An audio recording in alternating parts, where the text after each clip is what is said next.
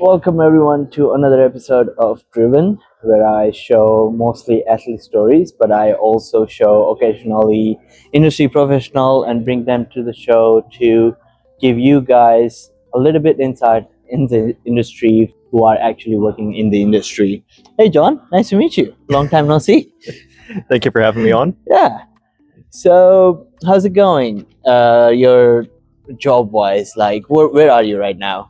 Well, at the moment, I'm actually looking for work. Okay. I was laid off my position at a football club early in the summer. Mm-hmm. Since then, I've been kind of working on myself, kind of exploring new pathways, a little bit of volunteering with Ontario Soccer, Mm-hmm. and kind of rekindling with some old passions and some new passions and hobbies. I see. Okay. So you described in your profile on LinkedIn then studying at Humber, it kind of gave you that a base uh, which kind of helped you developing those jack of all trade kind of skill set, right? So do you remember like any particular courses or any particular experience that kind of shaped you that way? Do you want to share with us? Yeah, absolutely. I've always been the kind of person who is very diverse in my skill sets, in my experiences, even through standard grade school. I was very generalist. I didn't really specialize in any subject. There were some that I certainly didn't do very well in, but Mhm. um, I've always had this very middle of the road centrist perspective. Mhm. And so going into college after taking a few years out from school to get some working experience and all that, there were certainly some courses that really did develop me professionally. And of course, with those courses come specific teachers. Courses like marketing, research methods, HR, communications and PR, facilities management, and those courses, of course, being taught by people that we are familiar with: Sherry DeRoyne, Sherry Branscombe, Ashwin Patel, The OGs. Justine Trinda, Sean Tyler taught ethics, Yeah. which is a big cornerstone and hallmark of what I strive to be, an ethical person, an ethical professional. And also, I don't know if you had him, but Anthony De Laurentiis. Yes. Okay, He was yes. amazing. Yes, I really liked his class. Yes, he taught. I'm trying to think of what the course was called again. He risk management.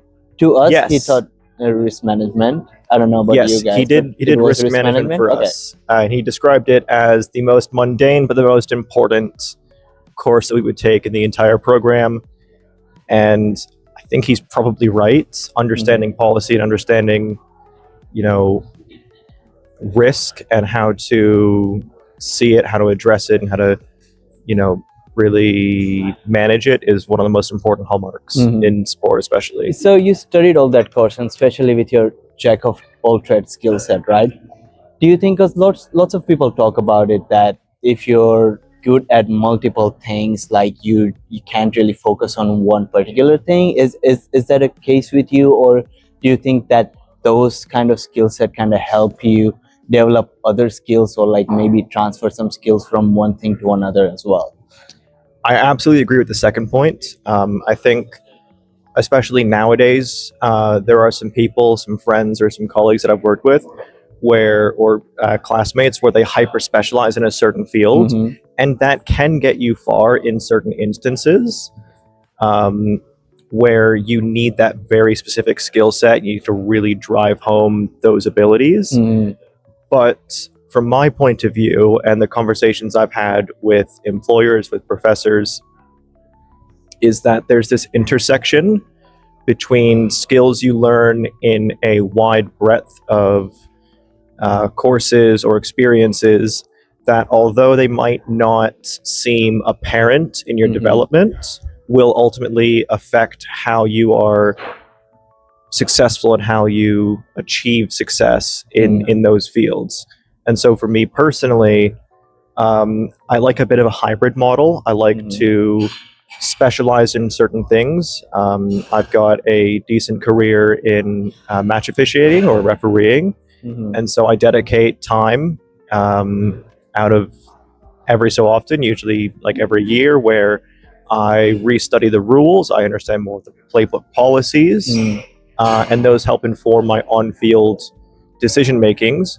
But also, I read about psychology, decision making, communication, effective leadership. And so when you have those skill sets learned from other things, like taking on operation coordinator roles or taking on leadership positions or studying research methods, those things help me develop my skills further in the things that I specialize at.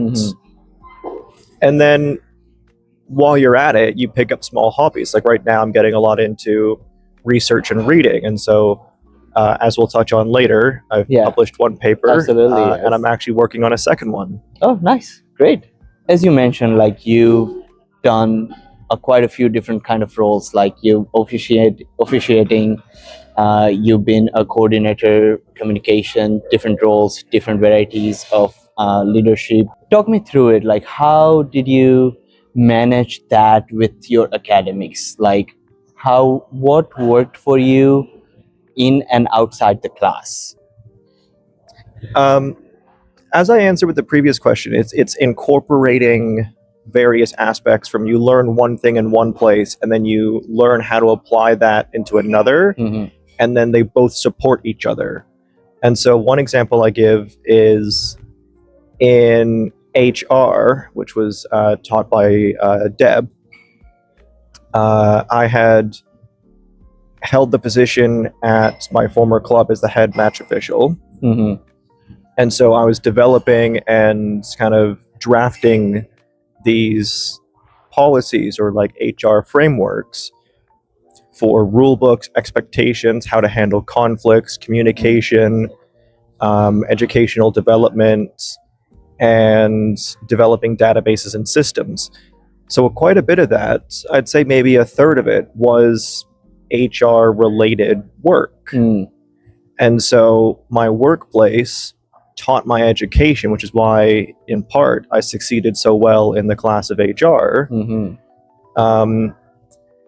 But also, HR taught me things that I didn't know beforehand to improve my skill sets in the workplace. And so it's this tandem relationship between workplace teaches the classroom and classroom teaches the workplace. Yeah, no, that's a really good way to put it, for sure. You've done a lot of officiating, like as a match referee, especially, right? You accumulated over 1,500 hours. That's amazing, first of all. That is an estimate. I honestly have no idea. You've probably done more. I took about a 1.5-year hiatus a couple years ago, but non-continuously, it's been a 10-year career. And not just at one place, like you worked with like youth, OPDL,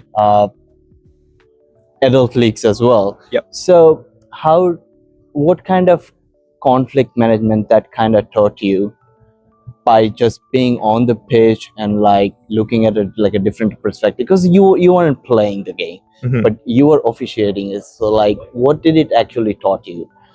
Yeah, so I come from a very amateur sports background. I played recreationally until I was about 18 years old. I never had any experiences or forays into competition or competitive play or developmental play. So working in those environments is very different. And so for the longest time, I never worked as a referee in competitive games. I stuck to the recreational sphere, which was still a combination of youth and adults games. More recently, I've taken on more competitive games, but now that I have the background and the experience through being a coordinator of competitive games, you get an idea of what the games are like and the pace of play and the attitudes of the players. So that certainly helps me nowadays. But the keynote point that I would always make to my officials is you have to have confidence in yourself. You have to communicate clearly, because if you can exude confidence and you can communicate effectively, you can earn the player's trust, and trust builds respect. Mm-hmm. And those three combined can build a relationship with the players and the coaches who otherwise are battling their opponents. You Yeah. don't want them battling you as well. And so you want to have their respect through communication and understanding. And it really just comes down to experience, believing in yourself, and confidence. Do you think it's hard to convert it from a leadership perspective, because you're like a head official as well, and you kind of manage all these different kinds of styles of officials. They all want to do things differently on the pitch. They have like different perspective from the pitch. So do you think that it is hard to convert from being on the pitch to leadership, or is it kind of gives you like a different kind of perspective that maybe you can think, okay, this is what I was missing, that I kind of try to give my officials? Yeah, it's a great question. I always held the belief that I was not the best official at the club, Mm-hmm. and I wouldn't have been. Mm-hmm. And so understanding that first and foremost put me in a mindset where I can frame myself as, okay, I believe in my abilities. I believe that I'm a good official, but there are at least two or three who are absolutely better than me. Mm-hmm. So what can I do to support and educate everyone else while still providing for the ones who are most experienced and most talented? Mm-hmm. And so how to do that actually comes down to how I earned the position in the first place. Mm-hmm. Prior to taking on the position as the head match official, my mentor, who previously held the title, had moved out of the city. And so what the club was missing was this face first, on the field person. Mm-hmm. And so I was brought in alongside my duties as an operations coordinator and field manager and stuff like that to effectively be a liaison Mm-hmm. to the referees, to observe the games, observe the development, and report those key findings or information, or just pass along things that need to be passed along Mm-hmm. to my mentor, Paul. And so that really helped guide my perspectives and understanding of the position itself. Mm-hmm. And then once I took on the role, I felt that I was prepared in terms of the leadership and the management components. I did things structurally different than my predecessor. Most notably was building a comprehensive database of registrations, payments, rebuilding the rule books and policies, which had last been updated in 2014. Mm-hmm. So it's about 8 years old. And then I thought to myself, okay, I'm going to learn Mm-hmm. how do you educate match officials. And so a combination of research and exploring the resources available from Canada Soccer, Ontario Soccer, I would streamline their information packages, which can be difficult to find, I must add, into a cohesive and consistent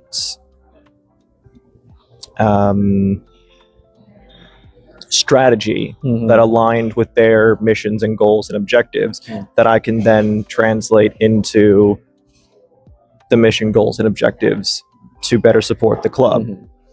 And so, possibly another third of my position was this administration of how can I best support the new ones, develop education policies, and translate what would I like for my own development as a match official, and provide that for officials aged 12 to 16, 17 to 20, and over 20. How big was that gap from 8 years? It must have been a lot of missing pieces, and you had to put together for sure.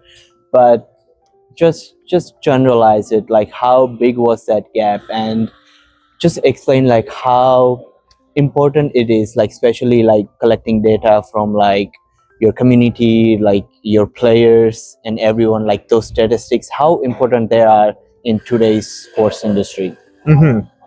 I'll touch on the second point in a minute. I would say they were very brief, apt, but a summary. Mm-hmm. And so there were certainly some changes between 2014 and say 2021 before I took on the role, Yeah. where our rules had changed or adjusted, or where we wanted to better explain certain things. Mm-hmm. And so developing that from about 2/3 of a page into about a 3-page or 4-page rule book with more comprehensive examples, examinations, and key pointers to learn, I felt was necessary to really define and structure the playbooks. In terms of data, there were some information, like there was a database on registration and like personal information. However, that wasn't necessarily kept in a way that you could analyze trends or data. Mm-hmm. So for the most part of my first year there, I would collect data as far back as our like sport engine website would go, Mm-hmm. which ended up being about 8 seasons, about 4 years. Mm-hmm. Okay. And so I would collect data from the 2018 season. And so we have a summer and a winter season. And then I would collect all the data from those seasons. And then I would analyze, okay, how did our demographics change? Mm-hmm. Total registrations of male and female, because there's a very big difference between male referees who register and female referees who register. Analyzing trends on that. What about age brackets? Are we losing more over 20 referees than we would like?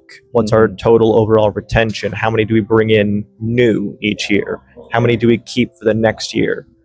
And so in administrative roles, managing this data and understanding your trends, especially in hiring practices where employment is very volatile, match officials endure all kinds of reasons for wanting to quit. And so understanding your data, not just even collecting it, but you have to understand the data and then develop ways to act on it in administration roles is paramount. After that, COVID happened.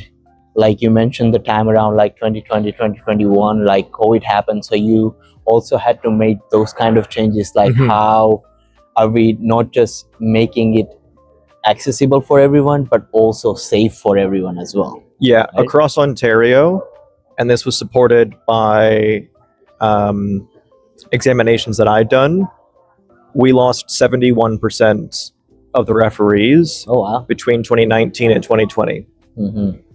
And it took about 2.5 years to recover that to within about 10%. So we had, say, 120, went down 70%, and then 2020 and 21 were still quite low, but improving. And then around about 23 or 24 is when we eclipsed 100. Oh, okay. So, but it took time, but you finally got that. That's a good sign, I guess. Analyzing like connection between extremism, fascism, and football, like, first of all, tell me, like, what pushed you to work on that? I've always been involved in football. My parents are English. I have a very European background. And so working in football, studying football, obviously watching football has always been a part of my life. And so when Sean, our ethics teacher, had proposed this topic for a research paper we had to make, which was we had to pick any kind of ethical issue in sports and then examine it and discuss implementation changes or how would we address it, or just simply discuss a problem and highlight its key areas. Initially, I had jokingly said that I would do a paper on Microsoft's acquisition of the nuclear power plant 3 Mile Island to generate electricity, not for the public, but for their own AI centers.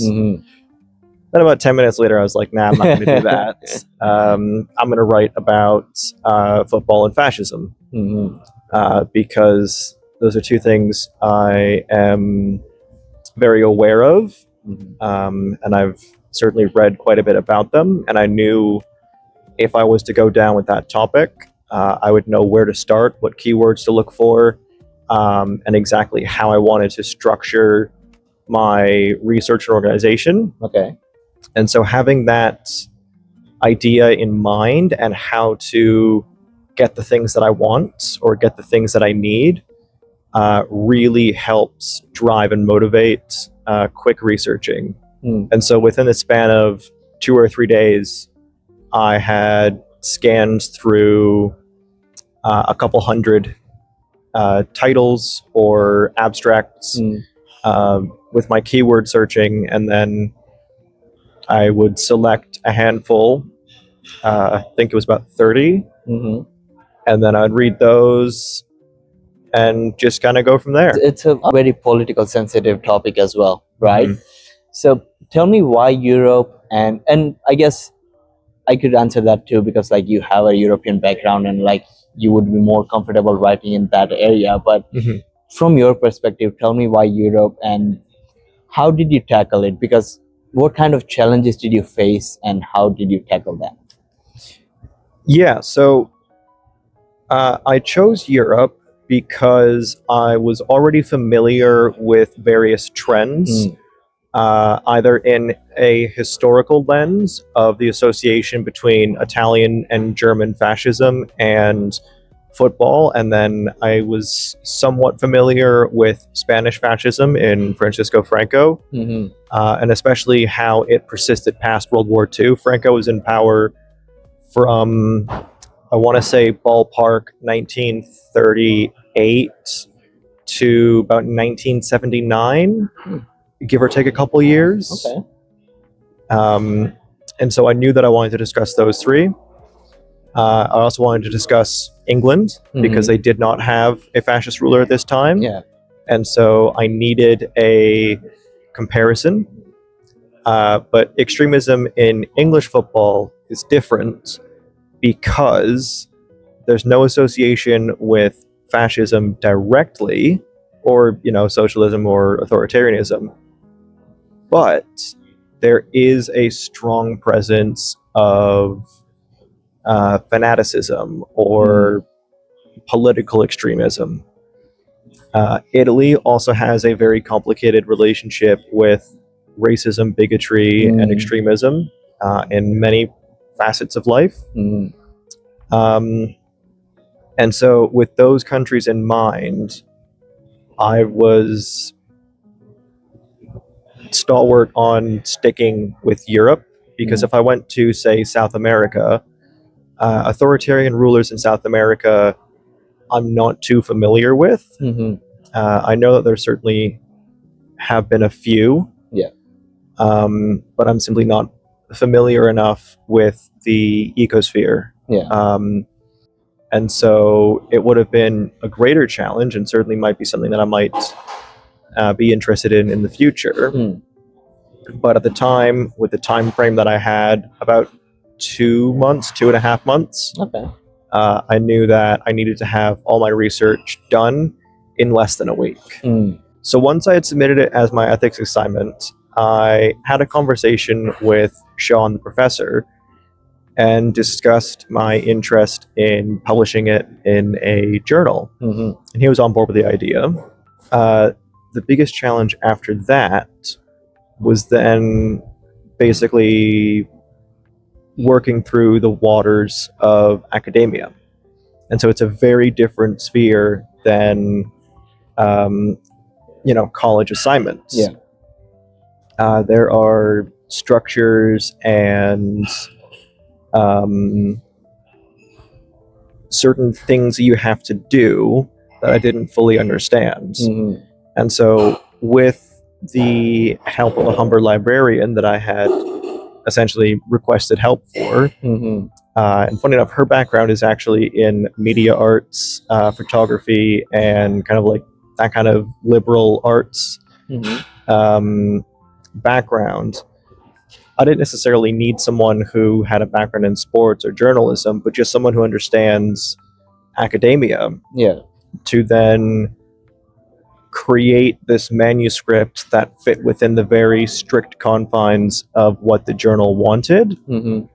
And then I could address their specific concerns regarding any questions or topics or explanations they wanted to expand or contract on certain sections. Yeah. And so, yeah, the biggest challenge was certainly So it's not just working about within those structures. putting your thoughts out, but it's also about like how you're presenting it to the world as Mhm. well. So that's Yeah, the that's presentation biggest was challenge. certainly a very Yeah. difficult. What misconceptions usually students have for the sports industry before going in the industry you can think of that kind of they don't really know in their earlier kind of education, or no one kind of tells them in their earlier education, and you only know when you're actually working with the sports industry?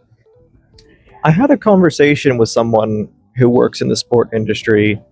He works at MLSE actually, Mm-hmm. and he told me that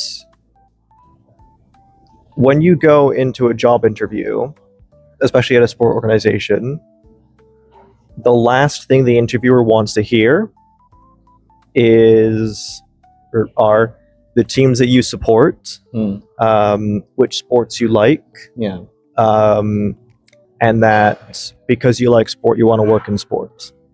And what he told me was that everyone who works in sports already likes it. They already have their favorite team, their favorite player, and they already have some kind of rather generic story about what got them into sport in the first place, like their first hockey practice or their first pair of cleats or their first baseball bat. And so what you have to do to really stand out is differentiate yourself.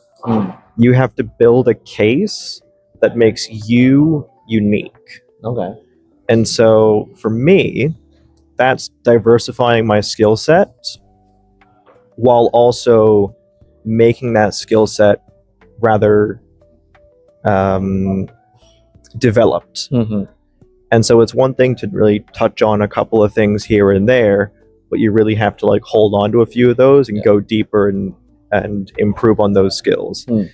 And so, you know, as I mentioned earlier, and as we discussed earlier, specializing in one category might be very useful. Say, for example, as a data analytics person, you could go into performance analytics or statistical analysis of matches. And so you would typically have a background in coaching, experiences in data management software like Python or R. Yeah. And possibly you might have a background in mathematics, statistics, or kinesiology. It's a very narrow and specific field. Whereas if you want to work in something like administration or governance or policy, you have to have a very broad but deep understanding of the systems. Being in the shoes of a student, right? Do you think that we should just think about that specialization from the start, or maybe have like a vision for it and then you kind of work up with like grabbing different skills and developing different skills and kind of work towards it? Or do you think that, okay, let's say, because few of my classmates, if I give you an example, they're like, okay, I want to work for Blue Jays, or I want to work for Raptors. What's the difference between having like that kind of thinking and then thinking that you had that, okay, I'm gonna get and learn whatever I can, and then I kind of will apply those skills to wherever it's necessary? Truthfully, I'm not sure if I'm the best person to answer that question as I'm currently unemployed. Oh. But at least my 10 cents on that is you can certainly have an aspiration like I want to work for the Marlies, or I want to work for the Leafs, or any other team you want to name, or MLSC, the organization. That's perfectly fine. My advice for that direction would be to look at the people who work there. What kind of background do they have? What kind of experiences do they have? Where have they learned, or where have they studied? Internships, volunteering opportunities. Do they have a background in journalism and coaching? Do they have a background in kinesiology and physical science? And so understanding their background, or you can even reach out to them and say, I'm interested in working in this kind of general sphere without anything in particular, and I'd like to learn how you navigated the challenges to get where you are. And so certainly learning from individuals and learning about individuals who already have positions you may be interested in is certainly helpful. It certainly helped me, where I see, okay, these people who work in this kind of job, they do this trend, or they do this hobby. They studied this program, or they have these certificates. And so understanding those certainly can help, but it's not a guarantee. And then in specialized fields, it's almost essential that you try to get as many of those certificates and those backgrounds as those people in those professions have. Like one of my old classmates who works as a marketing analyst. I'm actually meeting him for a coffee on Monday. Nice. He, during his time at Humber, I'm not sure if he already had a background in statistical analysis, but he certainly bumped up his interest in it, and was learning things like, I think he was learning Python, C++, and possibly R. And so he was kind of like incorporating data in sports, particularly football. And so going into an analyst position, I would assume that he was looking at, what do people in jobs that I want, what experiences do they have, what licenses do they have? Okay, there's Excel, but what about, programs that I've mentioned previously, like R, Python, C++, and other kinds of data manipulation programs that I don't even know exist. And also like how to use them too. Like maybe the stuff, maybe you read it somewhere, okay, I use this for that and I use this for that, but like how to use it, that's also an important part as well. Thank you so much for the talk. Do you want to share any last thoughts to Humber students, or just the students in sports management or sports industry in general? Like, do you have any last thoughts to share about? Yeah, I would say find your hobby. Always enjoy it. Maybe it involves the career path that you're looking at. Maybe it doesn't. But you should always have a balance of work, your personal interests, and your overall lifestyles. That'd be things like friends, family, and sociability, but also, me time or downtime. If your hobby is reading fiction, do that. Right now, my hobbies are certainly reading about the sports industry, and then I'm collecting research. Actually, I finished collecting research. I'm beginning to read on the intersection of politics and sports, particularly in football, but I'm taking a more global perspective on this. And so with this paper in mind, it works for me twofold. One, it's a pathway for a second publication. And two, because of the nature of the degree that we've got, with it being an advanced diploma, it doesn't hold the same merit as like a 4-year bachelor's.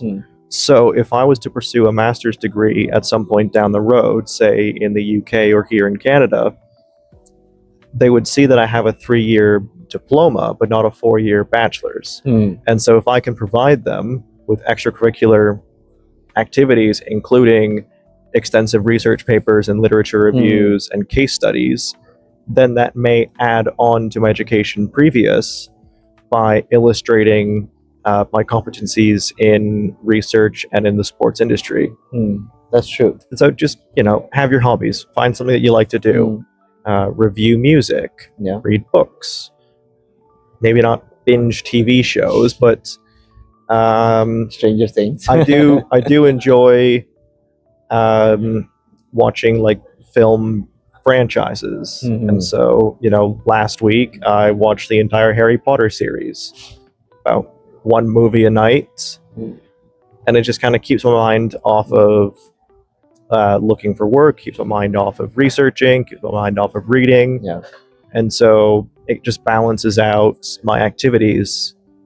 And then that way, when I am looking for work, or I am researching, or I am, reading about the complications of Hockey Canada and its many controversies. By the way, the Rick Westhead book, you definitely should read it. Okay. I'm about I'll check it out. maybe 2/3 in. It's brilliant. Okay. It's a bit scary. Some of the stuff he goes into, it's very haunting. Yeah. But it's a fantastic read. It's very, very illuminating. Thank you. I'll check it out. But yeah, having those things that keep you moving, so you don't dwell on one thing too much. You don't get too involved in your work, or too involved with finding a job, or too involved in your academics. Set that time, whether it's like 9 p.m., 10 p.m., 11 p.m. Switch off your work, your project, do something you like for a couple of hours, get some sleep. Yeah. Just don't let it get overwhelmed you. Basically. Yes, absolutely. Yeah. Do you think that, or do you see yourself going on a journalism pathway at all after writing a paper and working on another one? I'm not sure. Perhaps investigative journalism. Okay. I don't have a background in journalism whatsoever. I just have a passion and a hobby for reading academia and then writing about it. And so maybe down the road, some kind of sport investigative journalism, either as an aside, like a hobby, or a freelancer. Okay. Perhaps not as a career, but it's certainly something that I'm interested in. Okay. Well, thank you so much, John, for doing this. And thank you so much for all the viewers and listeners who are watching this and listening to this. And I will see you in the next episode of Driven.